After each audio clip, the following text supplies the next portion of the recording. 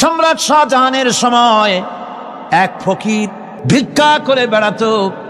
70-80 বছর বয়স হয়ে গিয়েছে। এক লোক বলছে, সারা জীবন তো তোমারে ছোটবেলা থেকে ভিক্ষা করতে দেখলাম।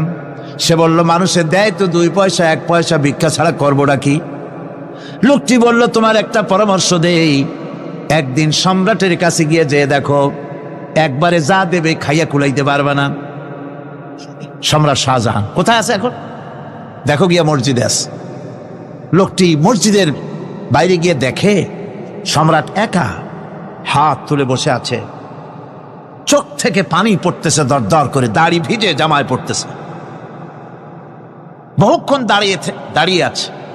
এরপরে সম্রাট তার মুনাজাত শেষ করে বেরিয়ে আসছেন।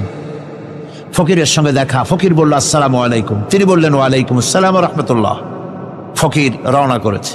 বাদশা বলছে, তুমি তো একজন ভিক্ষুক মানুষ বলি মনে হয়, আমার কাছে তো কেউ কিছু না চাইয়া যায় না, তুমি যে কিছু না চেয়েই চলে যাচ্ছ।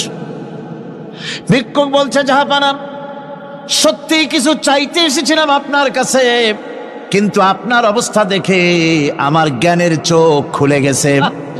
আমি দেখতে পেলাম, আমি যে সম্রাটের কাছে ভিক্ষা চাইতে আসলাম, আমি তো শুধু তাকায় আছি, আমি তো কান্দি না, বরং আমি যার কাছে চাইতে এসেছি তিনি আমার চাইতেও আরো নগণ্য ভিক্ষুকের মতো হয়ে কার কাছে যেন হাত পেতে চোখের পানি ফেলে কান্দে।